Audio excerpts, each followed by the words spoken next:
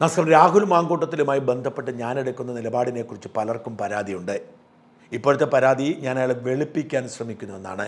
എന്നാൽ രാഹുൽ ഭക്തരിൽ പലരും എന്നെ ചീത്ത വിളിക്കുന്നു. നേരത്തെ നിങ്ങൾ പെൺവേട്ടക്കാരൻ എന്ന് വിളിച്ചതിന് എന്തുകൊണ്ടും മാപ്പ് പറയുന്നില്ല എന്നാണ് അവർ ചോദിക്കുന്നത്. രാഹുൽ മാങ്കൂട്ടത്തിൽ വിഷയത്തിൽ എൻ്റെ നിലപാടിന് സ്ഥിരതയില്ല എന്നത് വാസ്തവമാണ്. ഒരു വിഷയത്തിലും സ്ഥിരമായ നിലപാടെടുക്കരുത് എന്ന് വിശ്വസിക്കുന്ന ആളാണ് ഞാൻ. നമ്മുടെ മുമ്പിൽ ലഭ്യമായിരിക്കുന്ന തെളിവുകളും സാഹചര്യങ്ങളും അനുസരിച്ചായിരിക്കണം നിലപാട്. ആ തെളിവുകളിലും സാഹചര്യങ്ങളിലും മാറ്റമുണ്ടാകുമ്പോൾ നമുക്ക് നിലപാട് മാറ്റാം എന്ന് വിശ്വസിക്കുന്ന ആളാണ് ഞാൻ. എന്നും CPM പക്ഷത്ത് നിൽക്കുക, കോൺഗ്രസ് പക്ഷത്ത് നിൽക്കുക, BJP പക്ഷത്ത് നിൽക്കുക, അല്ലെങ്കിൽ ഇസ്ലാം പക്ഷത്ത് നിൽക്കുക, ക്രിസ്ത്യൻ പക്ഷത്ത് നിൽക്കുക, ഹിന്ദു പക്ഷത്ത് നിൽക്കുക എന്ന നിലപാട് എനിക്കില്ല. വിഷയമാണ് എൻ്റെ നിലപാടിൻ്റെ കാരണക്കാരൻ. രാഹുൽ മാങ്കൂട്ടത്തിനെതിരെ ഈ ചർച്ച ആരംഭിക്കുന്നത് റിനി എന്നു പേരുള്ള സതീശൻ്റെ വിശ്വസ്തയായ ഒരു പെൺകുട്ടിയുടെ വെളിപ്പെടുത്തലോടെയാണ്. അതിന് വേണ്ടത്ര വിശ്വസ്തതയില്ല. ആ പെൺകുട്ടി ബോധപൂർവം രാഹുൽ മാങ്കൂട്ടത്തിലിനെ കൊടുക്കാൻ ശ്രമിക്കുന്നെന്ന് സംശയിക്കേണ്ടിയിരിക്കുന്നു എന്ന് തന്നെയായിരുന്നു എൻ്റെ ആദ്യ നിലപാട്. എന്നാൽ ആ നിലപാട് പ്രഖ്യാപിച്ച് ഏറെ വൈകാതെ രാഹുൽ മാങ്കൂട്ടവുമായി ബന്ധപ്പെട്ട ഒരു ശബ്ദരേഖ പുറത്തു വന്നു. ആ ശബ്ദരേഖയിൽ രാഹുൽ മാങ്കൂട്ടത്തിൽ ഒരു പെൺകുട്ടിയെ ഗർഭഛിദ്രത്തിന് നിർബന്ധിക്കുന്നു എന്ന തോന്നലുണ്ടാക്കുന്ന സംഭാഷണമായിരുന്നു. അതോടെ രാഹുൽ പെൺവേട്ടക്കാരനാണ്, രാഹുൽ ശിക്ഷിക്കപ്പെടണം എന്ന നിലപാടിലേക്ക് ഞാൻ മാറി. ആ വിവാദം അങ്ങനെ മുമ്പോട്ട് പോയി. ഒരുപാട് ശബ്ദരേഖകളും ആരോപണകർത്താക്കളുമൊക്കെ രംഗത്ത് വന്നു. സൂക്ഷ്മമായി അത് വിലയിരുത്തുകയും സാഹചര്യങ്ങളിലേക്ക് കടന്നു കയറുകയും ചെയ്തപ്പോൾ എനിക്ക് രാഹുലിനോട് ചെറിയ സഹതാപം തോന്നി. കാരണം രാഹുലിനെതിരെ ഒരു പരാതിയും ആരും കൊടുത്തിട്ടില്ല. രാഹുലിനെതിരെ ഒരു ഇരയും രംഗത്ത് വന്നിട്ടില്ല. രാഹുലിനെതിരെ രംഗത്ത് വന്നവരൊക്കെ ഇരകളെ ഞങ്ങൾക്കറിയാം എന്ന് പറഞ്ഞ് സംസാരിച്ചവരാണ്. അതുകൊണ്ട് തന്നെ രാഹുലിനോട് സഹതാപം തോന്നുന്ന സാഹചര്യമുണ്ടായി. എന്നാൽ രണ്ട് കാര്യങ്ങളിൽ രാഹുലിന് എതിരായി എനിക്ക് തോന്നി. ഒന്ന്, രാഹുൽ ഈ ആരോപണങ്ങൾ, പ്രത്യേകിച്ച് ഗർഭഛിദ്ര ആരോപണം അടക്കമുള്ളവ നിഷേധിക്കുന്നില്ല. രണ്ട്, കോൺഗ്രസ് പാർട്ടി ശക്തമായ നിലപാട് രാഹുലിനെതിരെ എടുക്കുകയും രാഹുലിനെ അച്ചടക്ക നടപടിക്ക് വിധേയമാക്കുകയും ചെയ്തു. അതുകൊണ്ട് തന്നെ എന്തെങ്കിലും കാര്യമില്ലാതെ രാഹുലിന് മേൽ ഇങ്ങനൊരു നിലപാടുണ്ടാവുമോ എന്നതായിരുന്നു എൻ്റെ തോന്നൽ. അതിനിടയിലാണ് താര ടോജോ അലക്സ് എന്ന് പറയുന്ന ഒരു യൂത്ത് കോൺഗ്രസ് വനിതാ നേതാവിൻ്റെ നിരന്തരമായുള്ള രാഹുൽ വിരുദ്ധ പോസ്റ്റുകൾ കാണുന്നത്. നിരന്തരമായി രാഹുൽ മാങ്കൂട്ടത്തിലിൻ്റെ ചോരയ്ക്ക് വേണ്ടി അവർ വാദിക്കുന്നതായി തോന്നി. സ്വാഭാവികമായും അവർക്ക് അത്തരമൊരു അനുഭവം ഉണ്ടായതുകൊണ്ടാവാം എന്ന നിഗമനത്തിലാവും എല്ലാവരും എത്തുക. എന്നാൽ താരയുമായി ബന്ധമുള്ള അനേകം പേരോട് ഞാൻ ചോദിക്കുകയും സംസാരിക്കുകയും താരയ്ക്ക് അങ്ങനെ ഒരു അനുഭവമില്ല എന്നവർ സ്ഥിരീകരിക്കുകയും ചെയ്തു. താരയുടെ ടെലിഫോൺ നമ്പർ എൻ്റെ ഇല്ലാത്തത് കൊണ്ടാണ് ചോദിക്കാതിരുന്നത്. മാത്രമല്ല, താരയുടെ അടുത്ത സുഹൃത്തുക്കൾ എന്ന് താര അവകാശപ്പെട്ടിരുന്ന, താരയുമായി ഒരുമിച്ച് ചേർന്ന് ഫോട്ടോ ഇട്ടിരുന്ന, ഒരുമിച്ച് സമയം ചെലവഴിച്ചവരോടൊക്കെ ഞാൻ സംസാരിച്ചു. അവരിൽ നിന്നൊക്കെ മനസ്സിലാക്കിയ താരയ്ക്ക് അനുഭവമില്ല, താരയോട് പലരും പറഞ്ഞു എന്നാണ്. അതിനിടയിൽ ഇതിനൊരു ട്വിസ്റ്റ് ഉണ്ടായി. താരയുടെ അടുത്ത സുഹൃത്തുക്കളായി സോഷ്യൽ മീഡിയയിൽ സൈബർ പോരാളികളായി അറിയപ്പെട്ടിരുന്ന ഒരു പെൺസംഘമുണ്ട്. അവർ കഴിഞ്ഞ ഓഗസ്റ്റ് 15 ഒരുമിച്ച് കൊച്ചിയിൽ വെച്ച് എടുത്തിട്ട ഒരു ചിത്രമാണ് ഞാൻ പ്രേക്ഷകരെ കാണിക്കുന്നത്. ഈ ചിത്രത്തിൽ ഇവരെല്ലാവരും ഉണ്ട്. എന്നാൽ ഏതാനും ദിവസത്തിന് ശേഷം ഈ കൂട്ടത്തിലുണ്ടായിരുന്ന സാറ എന്ന് പറയുന്ന ഒരു പെൺകുട്ടി, അവൾ ഒരു പോസ്റ്റ് ഇട്ടു. അതിൽ താരയുടെ ചിത്രം മാത്രം തലവെട്ടി മാറ്റിയിരുന്നു. ആ ചിത്രമാണ് ഞാൻ പ്രേക്ഷകർ ഇപ്പോൾ കാണിക്കുന്നത്. ഇത് വളരെ കൗതുകമുണർത്തി. ഞാൻ ഈ പെൺസംഘത്തിൽ അന്വേഷണം നടത്തി, മറ്റു പലരിടത്തും അന്വേഷണം നടത്തി. അവരൊക്കെ താരയെ തള്ളിപ്പറയുന്നു എന്ന് ഞാൻ ഞെട്ടലോടെ തിരിച്ചറിഞ്ഞു. താര ഇവരെയൊക്കെ തെറ്റിദ്ധരിപ്പിച്ചു. താരയ്ക്ക് അനുഭവമില്ല, താര ഒരുപാട് പേരുടെ കാര്യം പറയുന്നു, എന്നാൽ താര ഒരു തെളിവും ഹാജരാക്കിയില്ല. ഇവരൊക്കെ താരയോട് തെളിവ് ചോദിച്ചിട്ടും അവരുടെ മുമ്പിൽ താരയ്ക്കൊരു തെളിവും ഹാജരാക്കാൻ കഴിഞ്ഞില്ല. താര പക വീട്ടാൻ വേണ്ടി മാസങ്ങളെടുത്ത് ഒരു എക്കോ സിസ്റ്റം സൃഷ്ടിച്ചെടുത്തു എന്ന് ആശങ്കപ്പെട്ട് തുറന്നു പറഞ്ഞ് ഇവർ മാറി എന്നോട് വെളിപ്പെടുത്തി. ഇത് താരയുടെ ശത്രുക്കളല്ല, താരയുമായി വളരെ അടുപ്പമുണ്ടായിരുന്ന കൂട്ടുകാരാണ്. മാത്രമല്ല, ഈ പെൺസംഘം ഒരുമിച്ച് ചേർന്ന സമയത്താണ് സോഷ്യൽ മീഡിയയിലെ അന്തം കമ്മികളുടെ നേതാവായ പ്രേംകുമാർ താരയെ വിളിക്കുന്നത്. താരയും പ്രേംകുമാറും തമ്മിലുള്ള പരിചയം ഈ പെൺസംഘത്തിനെ ഞെട്ടിച്ചതായിരുന്നു. അതുകൊണ്ട് തന്നെ താരയ്ക്കിതിൽ ഒരു റോളുണ്ടോ എന്ന് അവർ സംശയിക്കുന്നു എന്ന് അവർ എന്നോട് പറയുകയും ഞാനത് റിപ്പോർട്ട് ചെയ്യുകയും ചെയ്തു. ഞാൻ താരയെ ഫോക്കസ് ചെയ്തായിരുന്നില്ല, ഒരു വലിയ ഗൂഢാലോചനയുടെ മൊത്തം ചുരുളഴിക്കുന്നതിൻ്റെ ഭാഗമായാണ് റിപ്പോർട്ട് ചെയ്തത്. ഇപ്പോഴും ഞാൻ പറയുന്നു, രാഹുൽ മാങ്കൂട്ടത്തിൽ പുണ്യവാളനാണ് എന്ന വിശ്വാസം എനിക്കിപ്പോഴുമില്ല. ഈ കേൾക്കുന്ന പല ആരോപണങ്ങളിലും ശരിയുണ്ടോ എന്ന സംശയം എനിക്കുണ്ട്. എൻ്റെ മുമ്പിൽ ലഭ്യമായിരിക്കുന്ന തെളിവുകൾ, എൻ്റെ മുമ്പിൽ ലഭ്യമായിരിക്കുന്ന സാഹചര്യം ഇത് വ്യക്തമാക്കുന്നത് രാഹുലിനെ ഇത്രമാത്രം വേട്ടയാടാൻ മാത്രമില്ല എന്നാണ്. നാളെ രാഹുൽ മാങ്കൂട്ടത്തിനെതിരെ ഇരയായിരിക്കുന്ന ഒരു പെൺകുട്ടി രംഗത്ത് വരികയും തെളിവ് നൽകുകയും ചെയ്താൽ തീർച്ചയായും രാഹുലിനെ തള്ളിപ്പറഞ്ഞ് ആ പെൺകുട്ടിക്കൊപ്പം നിൽക്കുന്നതായിരിക്കും എൻ്റെ നിലപാട്. പക്ഷേ ഇപ്പോഴത്തെ സാഹചര്യത്തിൽ ഇങ്ങനൊരു നിലപാടെടുക്കാനേ കഴിയും. എൻ്റെ വീഡിയോ ഇന്നലെ പുറത്തു വന്നു, വലിയ ഒച്ചപ്പാടായി, ആയിരക്കണക്കിന് ആളുകൾ ഇത് ഷെയർ ചെയ്യുന്നു, ലക്ഷക്കണക്കിന് ആളുകൾ ഇത് കണ്ടു, ഫേസ്ബുക്കിലും യൂട്യൂബിലും 1 മില്യണിലധികം ആളുകൾ ഇത് കണ്ടു കഴിഞ്ഞു. കൂടാതെയാണ് രാഹുൽ ഭക്തന്മാർ ഇത് കട്ട് ചെയ്ത് വാട്സാപ്പിലൂടെ പ്രചരിപ്പിക്കുന്നത്. അങ്ങനെ വലിയ തരംഗമായി. അനേകം പേർ എന്നെ വിളിച്ചു, മുതിർന്ന കോൺഗ്രസ് നേതാക്കൾ അടക്കം എന്നോട് വിയോജിപ്പ് പ്രകടിപ്പിച്ചു. അതായത് നിങ്ങൾ കരുതുന്ന പോലെ അല്ല എന്ന് പറഞ്ഞ കോൺഗ്രസ് നേതാക്കളുണ്ട്, ഞാൻ ആരുടെയും പേര് പറയുന്നില്ല. ഒടുവിൽ ഷാജൻ സത്യം തിരിച്ചറിഞ്ഞല്ലോ എന്ന് പറഞ്ഞ് വികാരഭരിതരായി സംസാരിച്ചവരുമുണ്ട്. ഇതിനിടയിൽ താര ടോജോ അലക്സിൻ്റെ ഒരു പോസ്റ്റ് എൻ്റെ ശ്രദ്ധയിൽപ്പെടുന്നത് വാസ്തവത്തിൽ ഒരു ചിരിയോടെയാണ് ഞാൻ വായിച്ചത്. 2-3 കാര്യങ്ങളുണ്ട്. ഒന്ന്, എന്നെ സംഖ്യയാക്കി ചിത്രീകരിച്ചുകൊണ്ടാണ് ഈ പോസ്റ്റ് മുഴുവൻ പോകുന്നത്. ഈ സംഖ്യവിളി ആദ്യമായല്ല. സത്യം പറയുന്നത് കേൾക്കുമ്പോൾ ഉത്തരമില്ലാതെ വരുന്നവർ സംഖ്യ എന്ന് വിളിക്കുന്നതിൽ വാസ്തവത്തിൽ സംഖ്യകൾക്ക് ഗുണം ചെയ്യുമെന്ന് ഇവർ തിരിച്ചറിയണം. വാസ്തവത്തിൽ കേരളത്തിൽ സംഖ്യകൾക്ക് ഏറ്റവും കൂടുതൽ ഗുണം ചെയ്തത് സത്യം പറയുന്ന മനുഷ്യരെ സംഖ്യയാക്കുന്നത് കൊണ്ടാണ്. അപ്പോൾ നിഷ്പക്ഷ സമൂഹം ചിന്തിക്കും സംഖ്യകൾ കൊള്ളാമല്ലോ എന്ന്. ഇന്നലെ വരെ എന്നോടൊരു പ്രശ്നവും ഉണ്ടായിരുന്ന ആളല്ല താര. ഞാനും താരയും തമ്മിലുള്ള ഒരു ചാറ്റ് താര പുറത്തുവിട്ടിട്ടുണ്ട്. ഞാനിപ്പോഴാണ് ഓർക്കുന്നത് തന്നെ ഇങ്ങനെ ഒരു ചാറ്റ് നടത്തിയത്. ആ ചാറ്റ് ഞാനെടുത്ത് പരിശോധിച്ച് നോക്കി. താരയുടെ വീഡിയോകൾ കൊടുത്തോട്ടെ എന്നാണ് ചോദിച്ചത്. കൊടുത്തോളാൻ താര പറഞ്ഞതാണ്. പക്ഷേ അത് എക്സ്ക്ലൂസീവായി കൊടുക്കണോ വേണ്ടയോ എന്ന കാര്യത്തിൽ ഒരു തർക്കമുണ്ടായി. അതിൽ തീരുമാനമുണ്ടായില്ല. പിന്നെ ഞാൻ ഈ മെസ്സഞ്ചർ നോക്കുന്ന പരിപാടി അവസാനിപ്പിച്ചു. ഇപ്പോൾ അവസാനത്തെ മെസ്സേജ് ഞാനിപ്പോഴാണ് കണ്ടത്. അപ്പോഴും താര പറഞ്ഞത് നിങ്ങളുടെ നിലപാടിന് യോജിക്കുമോ എന്നാണ് ചോദിച്ചത്. ഞങ്ങളുടെ നിലപാട് എന്തും കൊടുക്കുന്ന നിലപാടാണ്. ആദ്യം നമുക്ക് താരയുടെ പോസ്റ്റിലേക്ക് പോകാം. സംഘപരിവാറിന് വേണ്ടിയും സംഘപരിവാർ കൂലിയെഴുത്തുകാരുടെ വാക്കുകൾ പകർത്തി എഴുതുന്നത് മാധ്യമപ്രവർത്തനമാണെന്നും കരുതുന്ന ഷാജൻ സ്കറിയയോടാണ് പെട്ടെന്ന് സംഖ്യയാക്കി. ഇന്നലെ വരെ എന്നെക്കുറിച്ച് അങ്ങനെ ഒരു വാക്ക് പറഞ്ഞിട്ടില്ല. എന്തായാലും ഒരു സുപ്രഭാതത്തിൽ എന്നെ സംഖ്യയാക്കി. ഈ ഇൻട്രഡക്ഷൻ തന്നെ ഒരു കാര്യം വ്യക്തമാക്കുന്നുണ്ട്. ഉത്തരം മുട്ടുമ്പോൾ എളുപ്പ വഴിയാണ്. കുറേ പേര് വന്ന് പിന്തുണയ്ക്കും. മറുനാടൻ വിരുദ്ധർ, സംഘവിരുദ്ധരൊക്കെ ഉണ്ട്. അവരെ ആകർഷിക്കാൻ വേണ്ടിയിട്ടാണ് തുടങ്ങിയിരിക്കുന്നത്. ഷാജൻ ആരുടെ കൂടെയാണോ നിൽക്കുന്നത് അതിൻ്റെ നേരെ എതിർഭാഗമാണ് ശരി എന്നതാണ് എൻ്റെ രാഷ്ട്രീയ ബോധം. വളരെ ഇഷ്ടപ്പെട്ട എനിക്ക് ആ വാക്ക്. ഈ രാഷ്ട്രീയ ബോധം എന്തുകൊണ്ട് ഇതുവരെ തുറന്ന് പറഞ്ഞില്ല? താരയുടെ കുറിപ്പുകൾ മറുനാടനിൽ ധാരാളം തവണ ലേഖനമാക്കിയിട്ടുണ്ട്. അതൊക്കെ താരയ്ക്കറിയാം. ഞാൻ നിൽക്കുന്ന നിലപാട് തെറ്റിൻ്റെതാണെങ്കിൽ പിന്നെ താര അപ്പോൾ എതിർക്കണ്ടായിരുന്നു. ഇത്രയും കാലമായി താര ഒരു വാക്കുകൊണ്ട് പോലും എന്തുകൊണ്ട് എതിർത്തില്ല? താരയുടെ നേതാക്കൾ, എല്ലാ നേതാക്കളും എന്നോട് സൗഹൃദം കാണിക്കുന്നവരാണ്. ഈ രാഹുൽ മാങ്കൂട്ടത്തിലും താര ഇപ്പോഴാണ് തള്ളി പറയുന്നത്. രാഹുൽ മാങ്കൂട്ടത്തിലും താരയുമായി വളരെ അടുപ്പമായിരുന്നല്ലോ. അവരാരും ഇതുവരെ തള്ളി പറഞ്ഞിട്ടില്ലല്ലോ. മുസ്ലിം ക്രിസ്ത്യൻ നാമങ്ങൾ കൂട്ടിക്കലർത്തി ഫേക്ക് ഐഡികളായും ഗൾഫ് ഐഡികളായും എനിക്കെതിരെ നടത്തിയ വൃത്തികെട്ട ആരോപണങ്ങൾ നിലച്ചു. ഞാനൊന്നും കണ്ടില്ല കേട്ടോ. ഞാൻ അതിൻ്റെ ഒന്നും പുറകെ പോകുന്ന ആളല്ല. ഇപ്പോൾ അത് മറുനാടൻ ഷാജൻ വഴി റൂട്ട് ചെയ്ത സ്ഥിതിക്ക് അയാളുടെ പിന്നിലുള്ള ശക്തികൾ ആരാണെന്ന് ഊഹിക്കാവുന്ന കാര്യമേ ഉള്ളൂ. ആരാണ്? എനിക്ക് ഊഹിക്കാൻ കഴിയുന്നത് ആരാണ് പിന്നിലുള്ള ശക്തി? സംഖ്യകളാണ്. ഇത് തന്നെ തമാശയല്ലേ താരെ? സംഖ്യകൾ രാഹുൽ മാങ്കൂട്ടത്തിന് അനുകൂലമാണോ? ഞാൻ സംഖ്യയാണെങ്കിൽ സംഖ്യകൾക്ക് വേണ്ടിയാണ് ഞാൻ കുഴലോത്ത് നടത്തുന്നതെങ്കിൽ ഞാൻ രാഹുൽ മാങ്കൂട്ടത്തിന് തെറി വിളിക്കുകയല്ലേ വേണ്ടത്?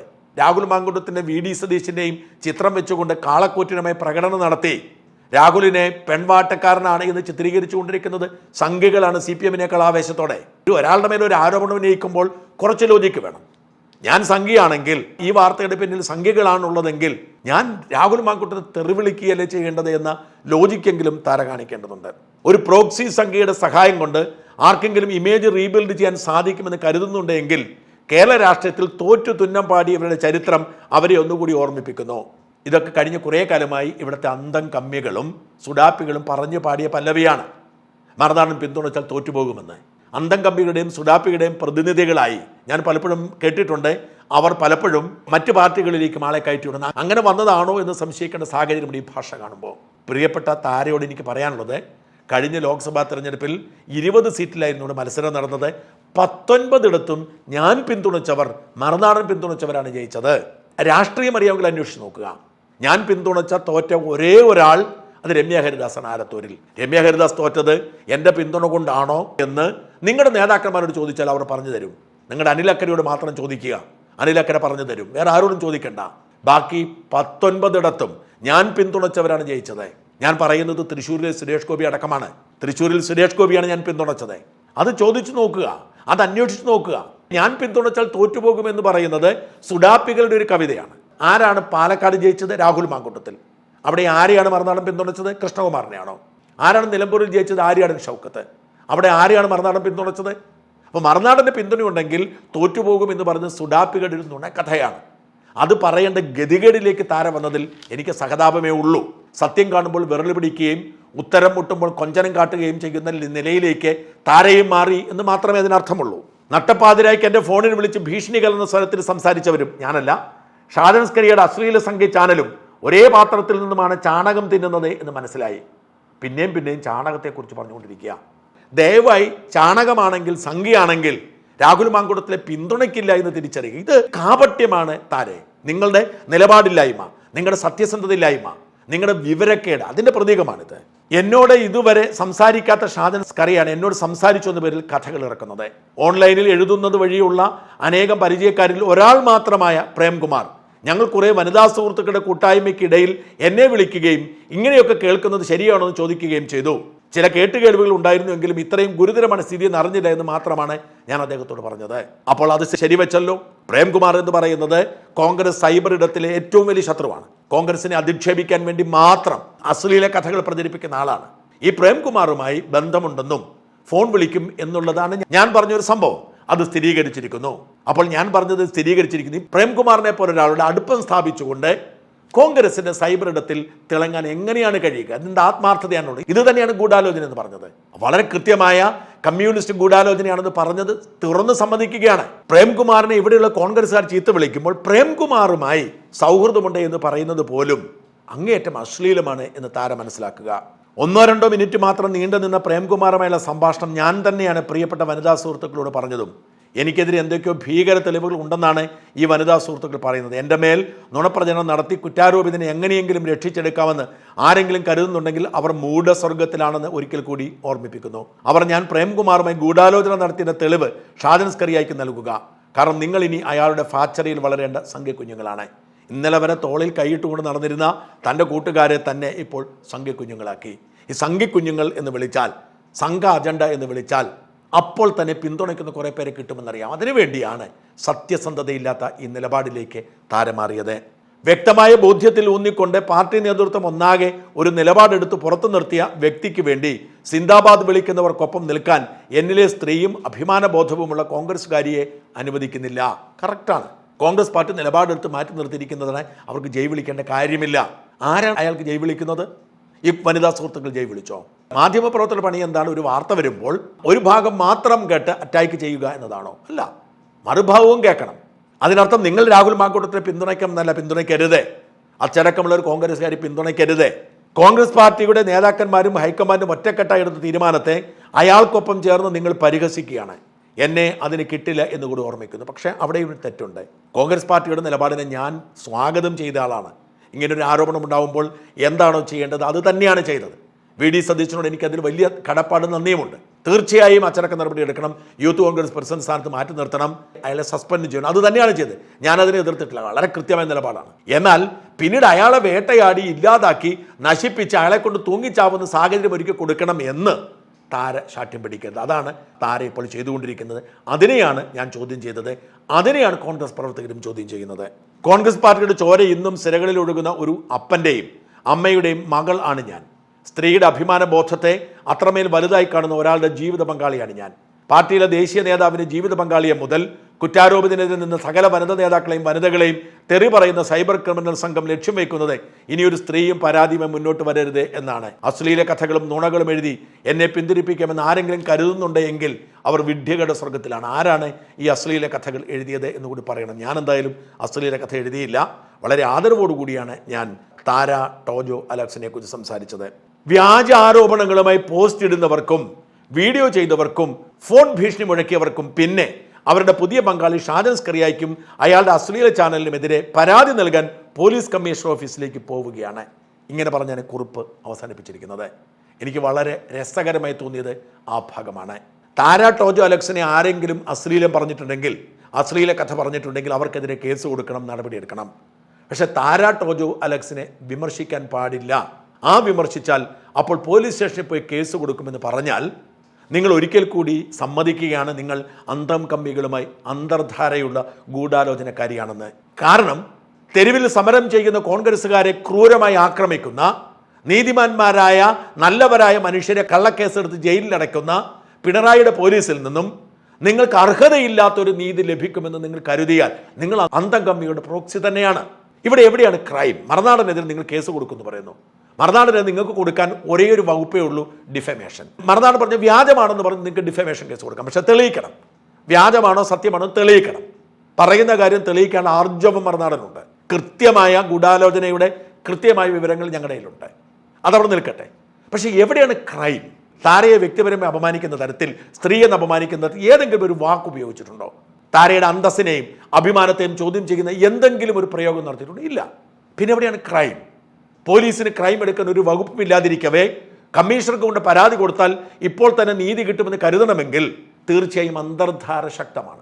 അല്ലെങ്കിൽ ഇങ്ങനൊരു ആത്മവിശ്വാസം ഉണ്ടാവില്ല. എനിക്ക് താരയോടൊരു ശുപാർശ കൂടിയുണ്ട്.